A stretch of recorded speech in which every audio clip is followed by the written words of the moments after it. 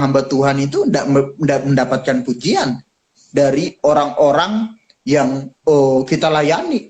Kita itu mendapatkan pujian hanya dari Tuhan. Artinya apa? Bisa saja orang yang kita layani menghina kita. Malahan orang yang tersakit, yang paling rentan menyakiti kita adalah orang yang terdekat sama-sama kita kan. Yang paling sakit tuh itu gitu.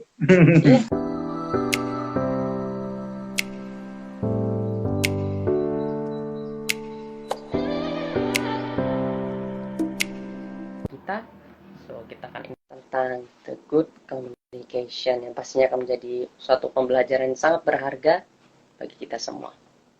Kita tunggu. Oke. Hai Kak. Hai, gimana kabarnya?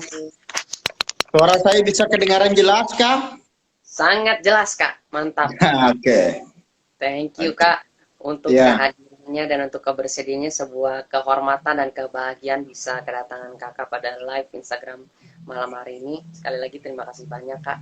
So Kak, ini kan kan Kakak kalau mungkin banyak yang belum tahu juga kan Kakak ini adalah, kalau yang aku tahu Kakak ini adalah seorang dosen, seorang pengajar di bidang teknik informatika, betul ya Kak ya? Betul, betul. Luar biasa sekali. Kak, cuman aku pengen tahu nih Kak, menjadi seorang dosen, menjadi seorang pengajar gitu Kak, di sebuah perkuliahan, apakah itu yang memang menjadi cita-cita Kakak, atau bagaimana bisa sampai menjadi seorang dosen, seorang pengajar itu Kak? Oke, terima kasih sudah diberikan kesempatannya. Terlebih dahulu saya perkenalkan diri. Nama saya Ari Yunus Hendrawan, seperti di nama akun saya, gitu ya. Jadi, kenapa sih saya bisa menjadi seorang dosen, seorang pengajar? Sebetulnya itu bukan merupakan cita-cita saya, tetapi itu merupakan sebuah alat yang diizinkan Tuhan saya pakai melalui profesi dosen gitu ya. Jadi saya punya keinginan untuk dipakai oleh Tuhan untuk mengabarkan Injil ke seluruh dunia. Bagaimana melalui profesional ini kita bisa memberitakan kebenaran akan firman Tuhan. Dan kita tentunya harus bisa menjadi sebagai saksi dan juga sebagai pengajar yang baik begitu ya. Saya memang mengajar di kampus sekuler, bukan kampus Kristen. Jadi saya ngajar teknik informatika di kampus sekuler. Itu sebagai alat saya untuk menjadi kesaksian hidup saya, sehingga pada akhirnya orang bisa tahu bahwa orang yang rohani, orang-orang yang Kristen bukan hanya bisa di dunia kerohanian saja jago kandang, tidak. Tapi kita bisa juga menjadi berkat bagi kaum-kaum profesional, bahkan orang-orang yang berbeda keyakinan dengan kita. Itu sebagai alat saja untuk kita bisa menceritakan kepada dunia bahwa kita ini adalah murid-murid Kristus, bahwa kita ini adalah pejuang-pejuang Kristus. Begitu silsilahnya, begitu. Itu anugerah Tuhan lah semuanya. Saya bisa jadi dosen pun ya itu karena Tuhan, oleh Tuhan, dan Tuhanlah yang memakai semuanya itu sehingga saya bisa sekarang menjadi seorang dosen teknik informatika. Begitu. Wow, luar biasa. Keren-keren. Kak, cuman tadi kan Kakak sempat bilang menjadi seorang murid Kristus, menjadi dampak. Nah, semenjak kapan sih Kak hati dan pikiran yang seperti itu yang ada pada Kakak sekarang ini gitu Kak, mulai muncul gitu dalam diri Kakak gitu kan? Tidak mungkin kan pikiran seperti itu tiba-tiba muncul begitu saja tanpa mungkin adanya satu hal atau gimana, atau bagaimana Kak sampai Kakak bisa berpikiran bahwa kita sebagai manusia ini harus menjadi dampak meskipun tidak selalu hanya jago kandang, tetapi dimanapun kita berada gitu Kak? Ya. Karena apa pikiran itu bisa muncul gitu Kak? Ya, yang pertama sebetulnya saya sejak lahir itu Kristen. Oke. Kristen, ke gereja, datang ke gereja tiap hari Minggu karena disuruh orang tua kan, ikut sekolah minggu dan lain segala macamnya. Tapi anehnya saya tidak mengenal Tuhan. Sampai perkembangan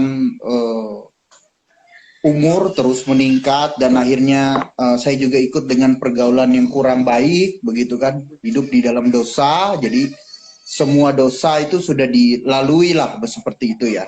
Dari mulai larangan Tuhan ya semua dijalankan karena tujuannya sebelum mengenal Tuhan itu adalah bagaimana supaya keinginan saya itu terpenuhi.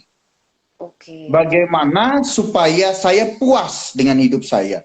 Saya datang ke gereja untuk menyenangkan orang tua. Kalau orang tua senang bisa saya kasih saya uang. Motifnya adalah kepentingan diri saya sendiri. Dan sampai satu waktu di titik yang terberat Tuhan izinkan terjadi bahwa saya sudah pernah patah kaki, patah tangan, hidup mabuk-mabukan, akhirnya hidup jatuh di dalam dosa dan tidak ada seorang pun yang bisa menyelamatkan hidup saya selain daripada Tuhan. Tidak keluarga, tidak pendeta. Tuhanlah yang menyelamatkan saya dari lumpur dosa. Nah, karena saya mendapatkan anugerah keselamatan itu, anugerah keselamatan yang sudah diberikan kepada saya itu secara cuma-cuma, tidak dengan kekuatan saya, tidak dengan kehebatan saya, Tuhan memberikan keselamatan kepada saya, wajiblah hidup saya untuk menjadi serupa dengan Kristus, mengabarkan Injil Kristus. Yesus yang sudah mati di kayu salib, sudah menebus hidup saya. Oleh sebab itulah saya harus taat kepada Tuhan, menjadi murid Tuhan yang setia. Kalau dulu saya melakukan dosa giat untuk memuaskan diri saya, kehendak saya, sekaranglah saya harus lebih giat lagi untuk melakukan kehendak Tuhan. Firman Tuhan ngomong bahwa kita sebetulnya sudah mati, tapi karena anugerah Tuhan kita dihidupkan kembali.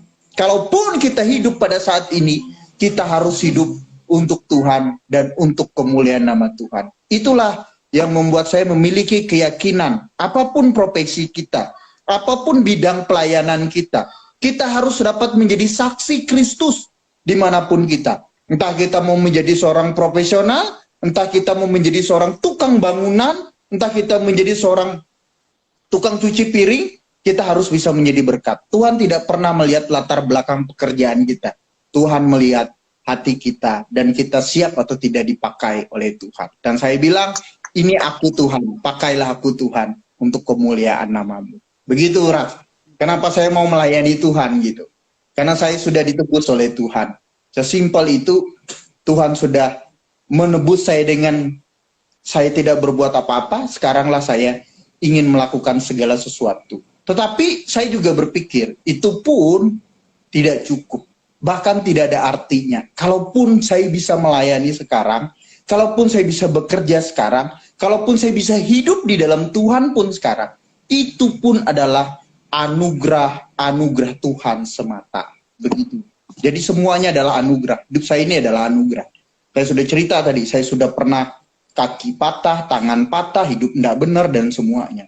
Toh sekarang kalau saya bisa melayani Tuhan, semua karena Tuhan. Begitu, Rat. Wow, luar biasa, Kak. Cuman Kak, kan tadi Kakak sempat bilang Kakak udah tahu Tuhan dari waktu zaman gereja, dari waktu zaman sekolah minggu dan lain sebagainya. Sampai karena satu pergaulan buruk Kakak melakukan semua macam dosa yang tadi Kakak sempat katakan dan lain sebagainya. Sampai satu dan titik Kakak udah benar-benar terpuruk. Nah, ketika terpuruk itu, Kak, ketika di saat orang tua tidak bisa menolong lagi, pendeta bahkan tidak bisa menolong, tidak ada satupun yang bisa menolong, Kak. Bagaimana Kakak merasakan Tuhan menolong Kakak dengan cara yang seperti apa? Kan Kakak, kalau kita boleh jujur-jujuran, Kakak udah kenal Tuhan Yesus itu siapa. Dari di sekolah minggu pun udah tahu, udah mengerti, udah memahami betul tentang, ya sedikit banyak ngerti tentang Alkitab, tahu tentang Tuhan Yesus dan lain sebagainya. Nah, terus bagaimana Kakak mengalami Tuhan di saat terpuruknya itu, Kak? Dalam peristiwa atau dalam momen seperti apa gitu, Kak? Kakak merasa ancaman Tuhan pada waktu itu? Ya, terima kasih. Jadi pada saat itu, saat terpuruk itu, tiba-tiba Tuhan pakai seorang keluarga gitu ya, nawarin saya untuk nggak tahu di mana di satu daerah untuk mengikuti pemberitaan Injil. Karena saya merasa, oh iya ternyata masih ada tuh orang yang mau mau kasih perhatian gitu ceritanya. Ya sudahlah, saya ngikut aja gitu kan. Akhirnya saya ikut.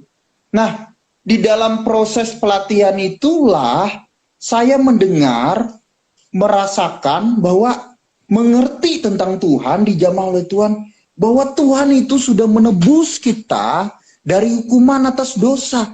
Tidak peduli seberapa banyak dosamu, Tuhan bisa tebus kita. Asal kita percaya kepada Dia. Tuhan menjamah hidup saya dan saya bilang, saya juga merasakan, apa sih yang saya bisa andalkan sekarang? Saya berpikir, inilah cara Tuhan. Saya merasa dijamah oleh Tuhan dan saya diberikan keyakinan Tuhan bekerja dalam hidup saya dan membuat saya menjadi percaya kepada Kristus. Dari sejak itulah saya mulai menggeluti baca Alkitab yang semulanya yang seperti Anda bilang tadi, tahu tentang Yesus, Yesus yang diberitakan pendeta, tahu. Tapi saya tidak mengenal secara pribadi. Tapi ketika Tuhan menjamah hidup saya, Tuhan itu tidak dari kata orang lagi saya dengar. Tapi saya betul-betul bisa bertemu dengan Tuhan secara pribadi, di dalam hati saya, di dalam firman-Nya yang selalu menguatkan saya, hingga saya sampai saat sekarang. Begitulah intinya, hingga berita Injil itulah yang mengubahkan ya. Jadi berita Injil lah yang mengubahkan. Karena berita Injil itu mengubahkan saya, oleh sebab itu juga saya punya komitmen bagaimana hidup saya menjadi pemberita Injil begitu. Wow, luar biasa. Nah Kak, ketika Kakak mulai menjadi seorang dosen gitu Kak, kita berlanjut dari saat-saat dimana Kakak mengalami Tuhan sampai menjadi seorang dosen itu Kak. Bagaimana Kakak tahu kalau panggilan Kakak adalah menjadi seorang guru, seorang pengajar Kak? Kan menjadi pemberita Injil tidak selalu harus menjadi seorang pengajar juga kan Kak? Bagaimana Kakak tahu kalau calling Kakak adalah menjadi seorang dosen, seorang guru gitu Kak? Ya, memang kalau mau cerita itu panjang lebar ya. Jadi dari mana sih kita tahu bahwa Tuhan tuh nyuruh kamu tuh lewat jalan sini loh. Misalkan Betul. seperti itu. Seperti saya tuh, Tuhan tuh nyuruh kamu, ingin pakai kamu lewat menjadi seorang profesional, menjadi seorang dosen gitu ya. Dari mana sih kita tahu? Tentunya tidak berjalan tiba-tiba dengan kita berdoa lalu suara audible ngomong, kamu jadi seorang dosen. Tidak begitu. Tentunya melalui proses yang panjang. Mulai dari saya berdoa kepada Tuhan, Tuhan mau saya itu kemana sih? Karena saya punya prinsip ya, Tuhan itu berkuasa atas seluruh dunia. Tidak peduli itu ruang dan waktu, ruang, waktu dia berkuasa. Bahkan terhadap manusia, Tuhan itu adalah Tuhan yang berdaulat, mengatur segala sesuatu. Itu yang saya percaya. Nah, ketika saya mulai dari melayani Tuhan dan komitmen, akhirnya saya ke Semarang, bertemu dengan orang tua rohani yang sampai sekarang pun menjadi orang tua rohani yang membimbing saya merasa hari demi hari, day by day begitu ya, Tuhan itu meneguhkan dan mengarahkan. Oleh sebab itulah saya yakin setiap pagi orang Kristen harus datang berdoa dan baca Alkitab. Karena kita tidak tahu apa yang akan terjadi hari itu gitu ya. Jadi tiap hari Tuhan menuntun begitu.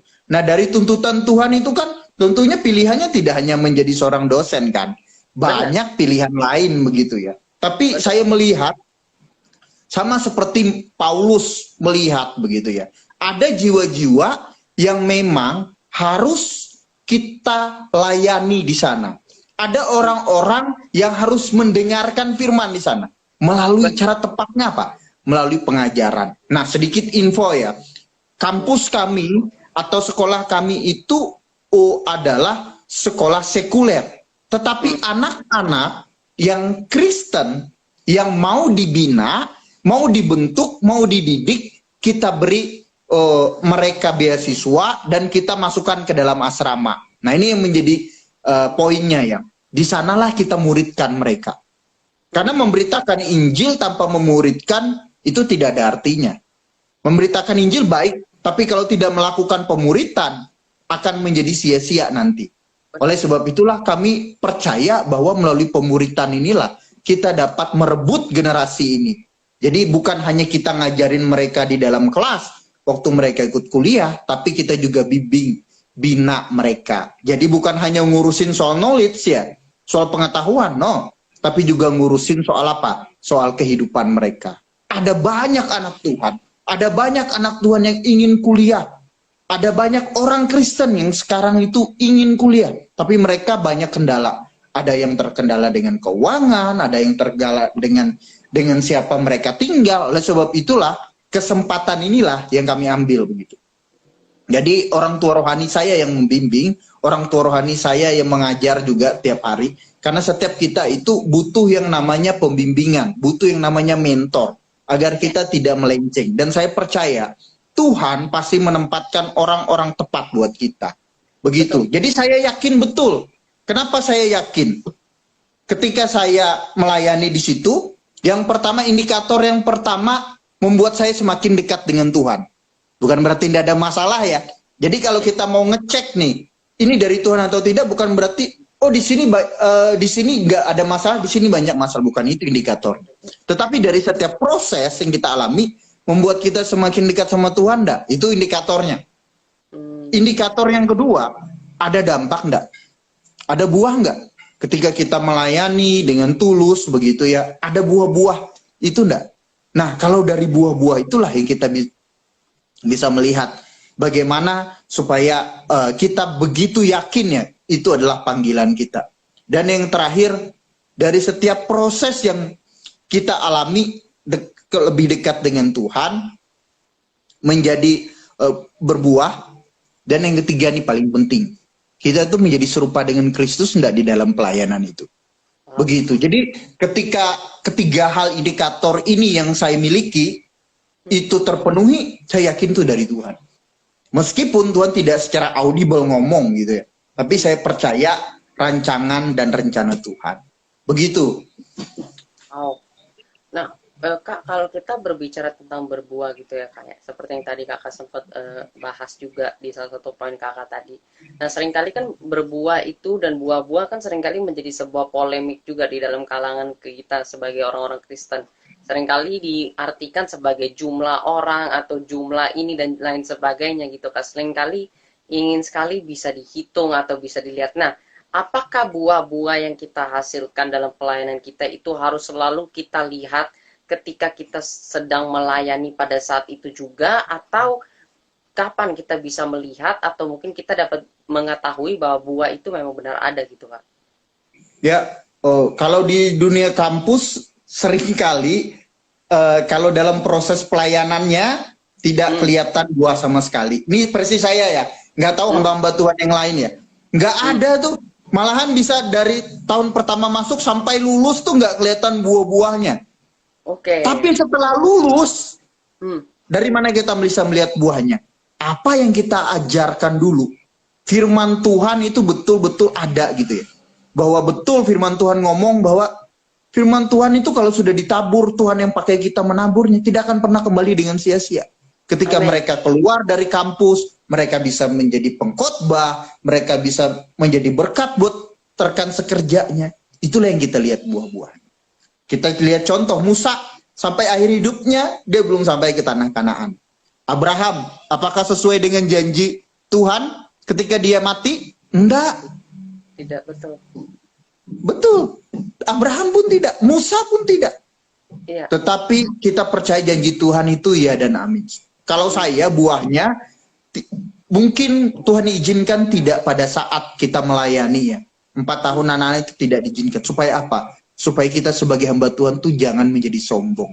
Kalaupun kita bisa berbuah, kita berbuah itu pun karena Tuhan. Betul. Tidak ada andil kita. Betul. Andil kita hanya harus taat sama Tuhan. Kalau kita bisa berbuah, itu semua anugerah Tuhan. Bukan yang lain gitu ya. Nah, seringkali dalam pelayanan saya bisa melihat buahnya ketika mereka bisa menjadi berkat di daerah, ketika mendengar cerita bahwa mereka di satu tempat bisa mengabarkan kebenaran firman. Kita mendengar bahwa dari rekan-rekan mitra-mitra kami di perusahaan-perusahaan, Pak, kami itu bukan masalah pintar atau tidaknya, tetapi anak-anak Bapak yang keluar dari kampus Bapak itu karakternya good gitu. Jadi wah, Kalau mau dilihat ke belakang, loh ini kan anak yang sukanya usil ya, misalkan seperti itu ya. Tapi ketika mereka keluar, mereka betul-betul bisa berbuah. Itulah Tuhan tuh ada waktunya, ada timingnya membentuk kita. Dan bagi saya, anak-anak yang kita bentuk, kita beritakan Injil dan kita muridkan adalah cara Tuhan, bukan hanya memproses mereka, tapi juga memproses kitanya sebagai hamba Tuhan. Firman Tuhan dan ajaran-ajaran orang tua rohani saya, dan seringkali kita sebagai seorang hamba Tuhan itu tidak mendapatkan pujian dari orang-orang yang kita layani. Kita itu mendapatkan pujian hanya dari Tuhan. Artinya apa? Bisa saja orang yang kita layani menghina kita. Malahan orang yang tersakit, yang paling rentan menyakiti kita adalah orang yang terdekat sama-sama kita kan. Yang paling sakit tuh itu gitu. Jadi gitu, itulah buah menurut saya ya. Buah itu bisa kita lihat ketika apa yang kita ajarkan, apa yang kita didik, apa yang kita kerjakan di dalam doa kita, dalam pergumulan kita, akhirnya bisa menjadi dampak buat orang lain. Jadi buahnya itu bukan hanya bicara soal jumlah ya. Jumlah itu bukan menjadi sesuatu indikator saja, tidak. Bagi saya, buah itu adalah bobot. Bobot.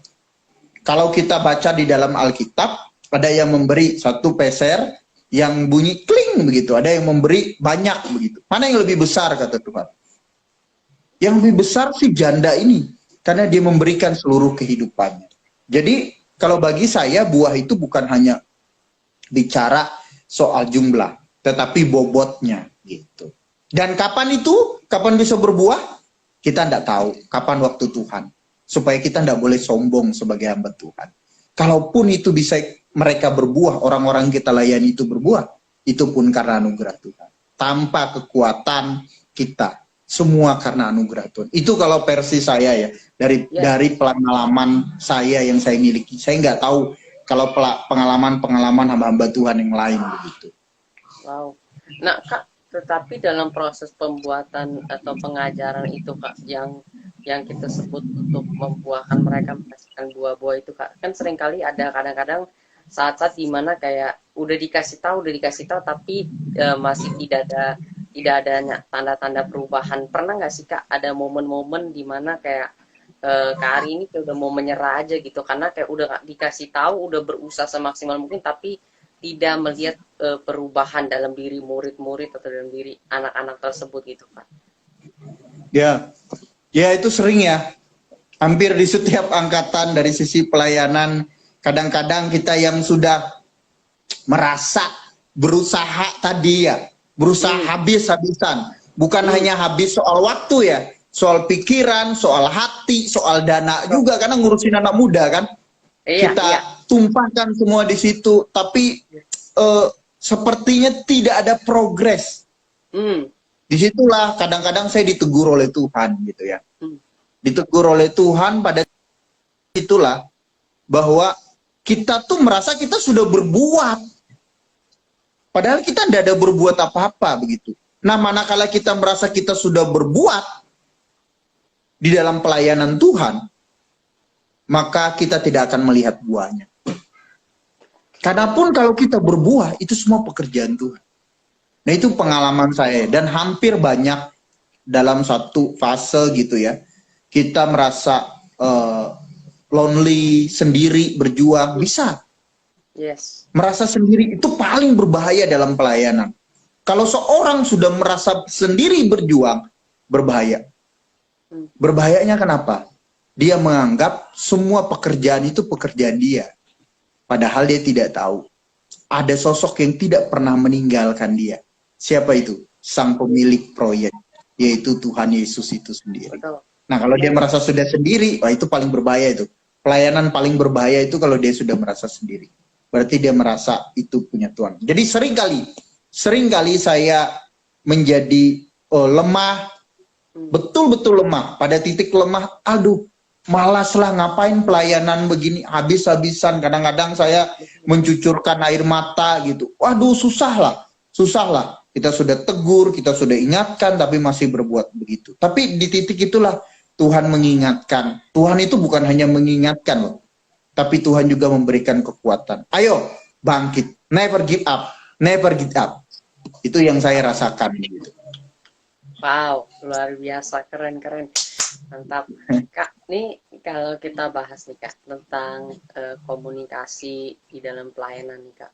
Kan seringkali juga sesama pelayan Tuhan atau mungkin dalam satu organisasi pelayanan dan sebagainya kan sering terjadi yang namanya miskomunikasi Kak, atau mungkin kurang baik lah gitu dalam berkomunikasi. Nah menurut Kakak nih, seberapa penting sih teknik komunikasi untuk dikuasai terutama dalam bidang pelayanan gitu Kak?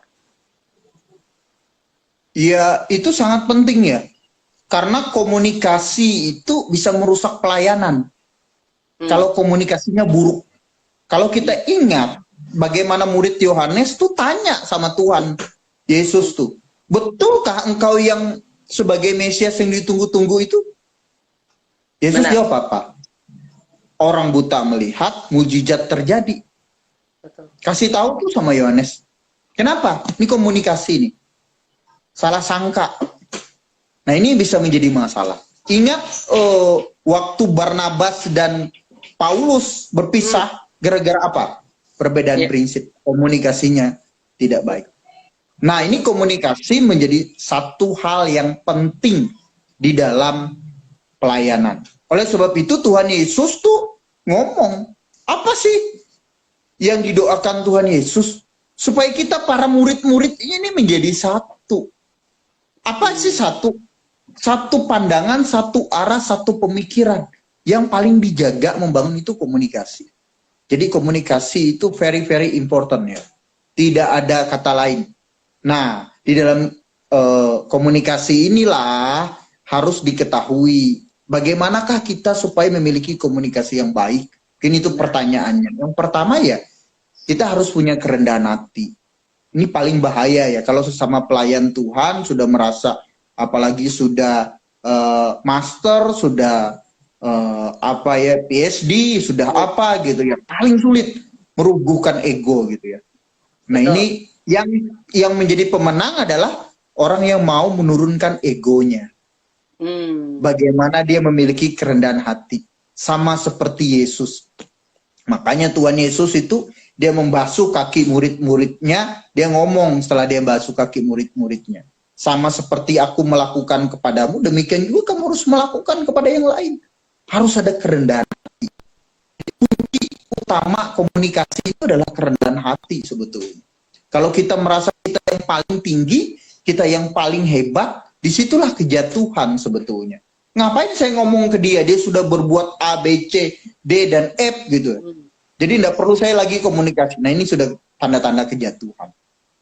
Seringkali terjadi seperti itu. Dan itu bukan hanya di dalam profesional ya. Orang profesional sudah banyak belajar. Dan kita melihat mereka membangun komunikasi dengan baik. Nah ini kekristenan, orang-orang Kristen ini harus belajar nih. Jangan sampai firman itu betul-betul terjadi dengan kita murid Yesus. Bahwa orang dunia itu lebih cerdik daripada anak-anak terang. Nah itu paling berbahaya. Komunikasi. Ingat ketika bendahara yang tidak jujur itu ketahuan oleh tuannya, apa yang dia lakukan? Dia datang tuh kepada yang berhutang kepada tuannya. Dia tanya, berapa hutangmu? Saya kurangin hutang. Apa sih tujuan dia? Supaya dia bisa membangun komunikasi. Sehingga ketika dia sudah tidak lagi bekerja kepada tuannya, dia masih punya hubungan, punya komunikasi dengan orang-orang yang bisa memberi kehidupan buat dia. Apa kata Alkitab ngomong? Dia sudah memilih yang tepat.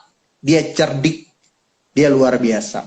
Jadi orang-orang Kristen harus memiliki pengetahuan yang benar dengan hal ini. Komunikasi menjadi penting. Apapun yang kita mau bangun, komunikasi itu penting. Ingat, Menara Babel diruntuhkan. Bukan diruntuhkan, runtuh akhirnya. Kenapa? Karena komunikasinya tidak nyambung dibuat Tuhan. Bayangkan kalau orang berkomunikasi terus. Jadi itu Menara Babel tuh. Tapi ketika tidak bisa berkomunikasi, apa? Akhirnya batal Menara Babel. Demikian juga dengan keluarga ya. Keluarga itu malahan anak dan orang tua bisa rusak komunikasinya. Bukan masalah duit saja, enggak. Hidup itu bukan soal duit saja, bukan soal apa yang kita lakukan saja, tapi bagaimana kita menjalani hidup itu jauh lebih penting. Komunikasi yang baik dan sangat very very important gitu. Wow. Gitu Ras. Betul. Wow, Kak, ini kan kayak persoalan komunikasi yang kita sempat bahas ini nih, barusan ini, Kak. Ini kan sering terjadi nih, Kak, di dalam gereja-gereja, baik gereja maupun komsel-komsel, pokoknya dalam dunia pelayanan. Bahkan permasalahan seperti ini lebih condong sering terjadi di dalam dunia kekristenan dibandingkan dunia profesionalitas yang udah lebih rapi condong daripada kita. Nah, pertanyaannya nih, Kak, sebagai kayak seorang leader atau seorang pemimpin dalam sebuah gereja atau dalam sebuah komsel, bagaimana cara kita memimpin atau memaintain komunikasi kita dengan sesama pemimpin atau dengan sesama tim yang ada di bawah kita untuk mengelola gereja atau mungkin mengelola komsel yang kita bersama ini pimpin, Kak, gitu, Kak. Bagaimana cara kita maintain komunikasi itu, Kak? Ya, yang pertama memiliki kerendahan hati tadi. Mau mengalah ya. Karena Tuhan Yesus kan ngajarin kita, barang siapa mau jadi yang terbesar, dia harus menjadi yang terkecil. Barang siapa mau jadi pemimpin dalam suatu kelompok itu, dia harus menjadi pelayannya. Betul. Jadi mental melayani itu yang pertama ya, kerendahan hati untuk mau memiliki attitude, karakter itu. Yang kedua, bagaimanakah supaya kita itu bisa menjadi pengelola yang baik di dalam tim, sebagai pemimpin, sebagai leader gitu ya. Dia harus mau menjadi pendengar yang baik. Menjadi pendengar yang baik. Kalau seorang yang rendah hati tanpa diikuti menjadi pendengar yang baik, jadi kacau. Ya, jadi pendengar yang baik. Karena bukan berarti kalau kita sudah kuliah S2, S3, kita tahu semuanya, belum tentu. Belum tentu yes. Tuhan tuh hanya ngasih tahu kita. Tuhan tuh bisa ngasih tahu lewat tim kita, malahan mungkin di dalam tim yang terkecil pun Tuhan bisa pakai dia loh. Oleh sebab itu sebagai pemimpin, sebagai leader, sebagai orang yang dipimpin juga, kita harus menjadi pendengar yang baik. Ya. Yang ketiga, memiliki pengetahuan yang baik juga. Harus update gitu ya. Perlu belajar, perlu baca Alkitab tiap hari, bagus. Tapi tanpa belajar dunia keseharian, dunia sekuler, apa yang terjadi di dunia luar, saya pikir kurang bagus sebagai anak-anak Tuhan. Betul. Kita harus belajar terus, kita harus update ya, apa yang terjadi, sinkron enggak? Ini sesuai dengan firman Tuhan atau tidak? Oleh sebab itulah, saya berpikir bahwa seorang anak Tuhan itu, dia harus smart gitu ya. Dia harus smart di dalam mengelola segala sesuatu yang dipercayakan kepada dia. Kalau kita belajar dari para murid-murid yang dipilih oleh Tuhan, memang mereka bukan ahli Alkitab, tidak. Tapi kalau kita belajar, mereka seorang pekerja keras ya. Mulai dari Petrus, mulai dari Matius malahan, dia seorang pemungut cukai, orang yang bekerja keras. Jadi seorang murid Yesus itu harus smart, dia harus mau bekerja keras. Bekerja keras dalam apa? Update informasi. Sekarang sudah tidak nyaman kerja, jadi kuli, ngangkat batu dan segala tidak nyaman. Ke sawah sudah tidak nyaman. Tapi dengan pemikiran, bekerja keras juga di dalam mencari informasi, mengupdate data, dan lain segala macamnya. Harus disesuaikan dengan Alkitab juga. Jadi 3 kunci itu tadi. Karakter, attitude-nya harus menjadi seorang pelayan Tuhan, punya kerendahan hati. Yang kedua, harus menjadi pendengar yang baik. Dan yang ketiga, harus update informasi terus. Punya pengetahuan yang baik pula, menyesuaikan zaman gitu ya. Agar di dalam komunikasi kita tuh jangan selalu ketinggalan gitu ya. Selalu ketinggalan yang akhirnya dianggap ketinggalan zaman. Itu tidak boleh buat anak-anak Tuhan, buat murid-murid Kristus. Kita harus menyesuaikan zaman, tetapi kita tidak dikuasai oleh zaman, tidak. Betul. Kalau kita menyesuaikan zaman, itu supaya kita bisa menjangkau orang pada zaman itu. Sekarang zaman apa sih? Milenial? Tidak. Sudah lewat loh milenial. Sekarang zamannya generasi Z. Apa sih masalah generasi Z? Yang disebut sekarang itu FOMO, fear of missing out. Kita harus ngerti itu gitu loh. Apa yang membuat mereka mengalami FOMO? Di mana di Alkitab? Itu yang harus kita selaraskan gitu ya. Jadi kita tidak dikuasai zaman, tapi kita harus mengerti zaman itu. Agar alat kita untuk bisa menyampaikan kebenaran firman. Tuhan bisa pakai siapa saja. Kalau kita baca sejarah dalam Alkitab beribu-ribu tahun itu selalu Tuhan pakai kondisi pada saat itu. Apa yang terjadi ketika Tuhan Yesus dia pakai orang-orang Farisi, keadaan situasi seperti pada saat itu gitu loh. Jadi dia enggak pakai yang awal mula penciptaan Adam dan Hawa, enggak. Kondisi pada saat itu gimana sih? Dia selalu menyesuaikan dengan petani lah, dengan apalah yang ada pada saat itu. Sehingga orang, oh iya ini loh maksud Tuhan tuh gini loh sebetulnya. Gitu. Wow. Itu yang saya miliki, pahami begitu. Betul, wow, luar biasa Kak. Nah, seringkali Kak dalam sebuah komunikasi sebagai seorang pemimpin, seringkali mereka mungkin berkomunikasi dengan kurang baik gitu Kak. Nah, cara mereka berbicara dan lain sebagainya.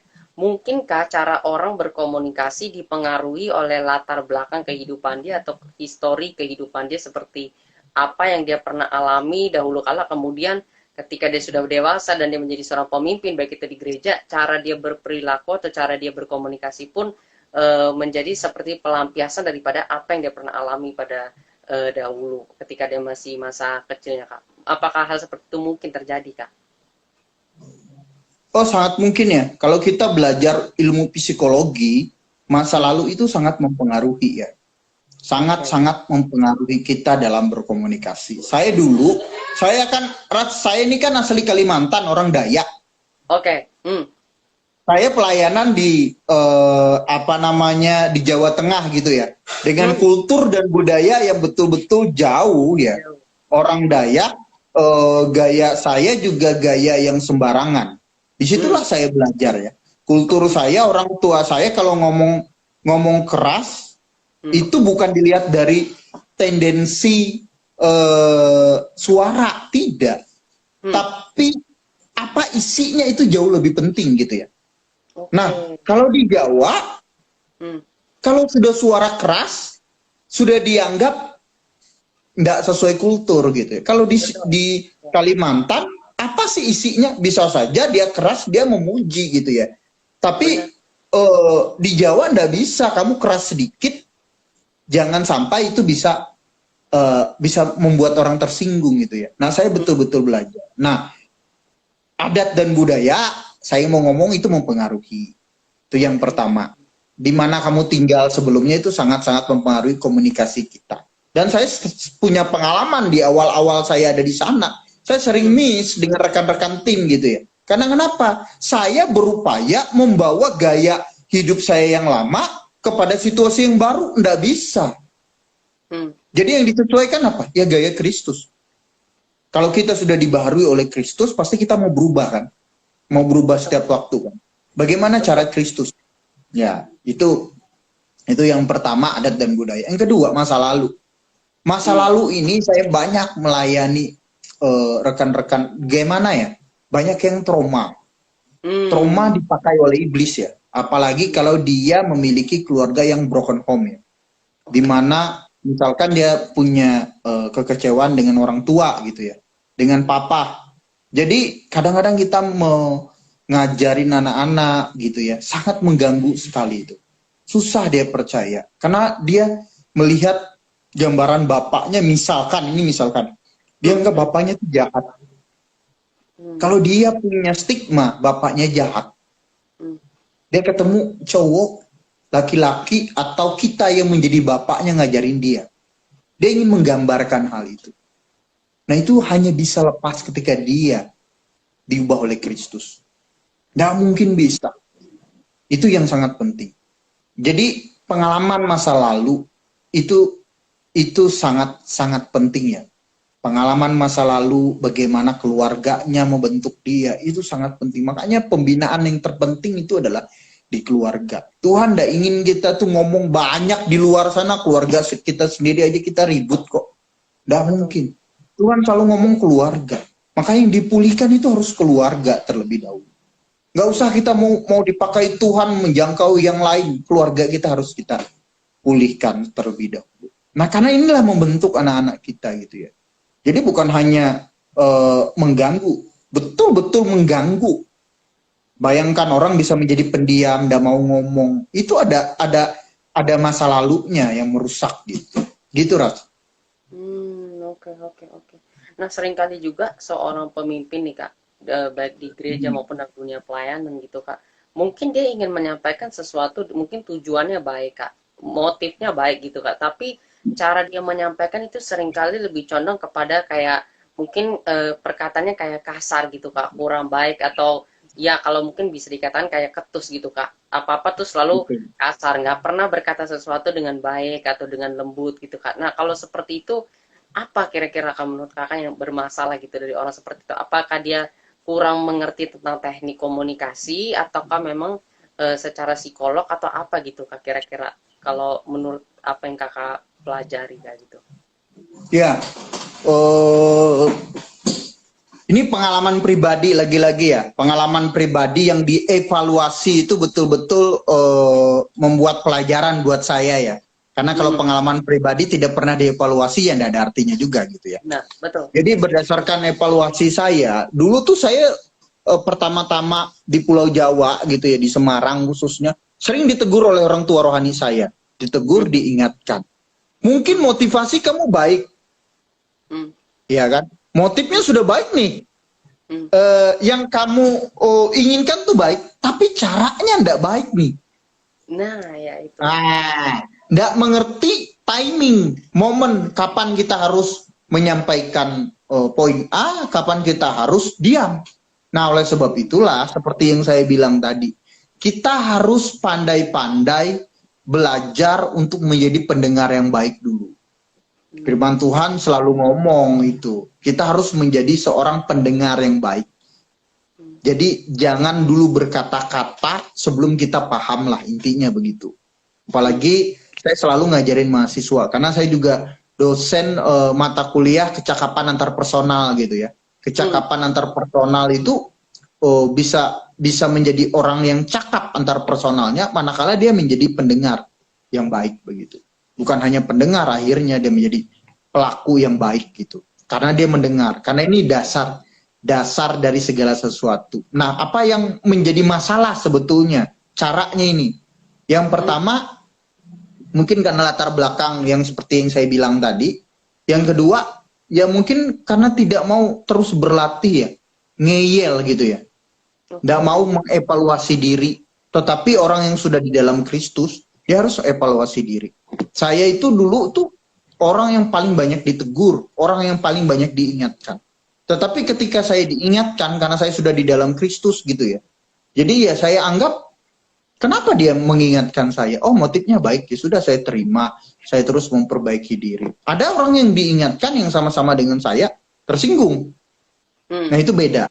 Nah, kita orang-orang yang sudah di dalam Tuhan, tidak ada kata tersinggung. Kita percaya Allah turut bekerja dalam segala sesuatu bagi mereka yang mengasihi Dia dan terpanggil sesuai dengan rencana Allah, gitu ya. Jadi ya itu cara Tuhan memproses kita dan akhirnya kita harus menjaga komunikasi kita dengan baik dan juga cara yang baik juga ketika kita mau melakukannya. Dan kita harus menjadi seorang pendengar yang baik dan tahu timingnya. Kapan kita harus berkata-kata, kapan kita harus diam.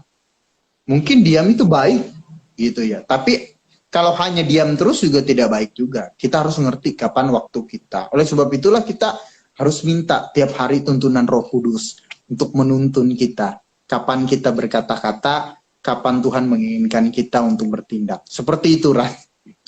wow, wow, luar biasa, betul-betul. Mungkin pertanyaan terakhir Kak dari aku sebelum kita bersama-sama menutup live pada malam hari ini Kak tentang komunikasi gitu Kak. Nah, melihat dunia era digital Kak saat ini Kak, kita melihat bahwa segala sesuatu dapat dilakukan secara online. Mungkin kadang orang berkomunikasi juga terkadang lebih condong inginnya menyampaikan segala sesuatu lewat pesan teks gitu Kak dibandingkan mungkin lewat pesan mungkin lewat telepon atau berbicara secara langsung. Nah, menurut kakak nih kak, sebagai seorang dosen, sebagai seorang pengajar gitu kak, manakah yang lebih efektif ketika kita mungkin sebagai seorang pemimpin atau sebagai ya seorang leader gitu, ketika kita ingin berbicara gitu ke orang-orang yang kita pimpin atau mungkin kita ingin melakukan segala sesuatu planning dan lain sebagainya berkomunikasi gitu kak. Manakah media yang lebih baik untuk digunakan kak? Berbicara secara nyata secara dalam artian bisa melihat dia gitu secara suara juga atau menggunakan teks Kak? Manakah media yang paling baik sampai saat ini menurut Kakak dalam berkomunikasi gitu Kak? Ya, kalau kita mau bicara tentang media yang digunakan, teks itu adalah salah satu alat gitu ya. Nah, salah satu alat untuk kita bisa berkomunikasi. Tetapi sebagai pemimpin yang baik, menggunakan teks itu boleh enggak? Boleh-boleh saja.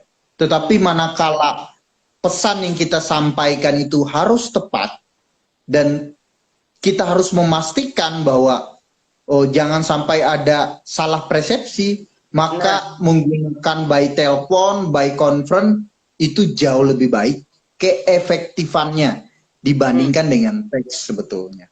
Tetapi kadangkala kalau komunikasi kita menjadi terhambat, itu pemimpin malas by telepon, by conference begitu ya. Nah ini apa namanya salah satu ciri-ciri kerusakan komunikasi gitu ya.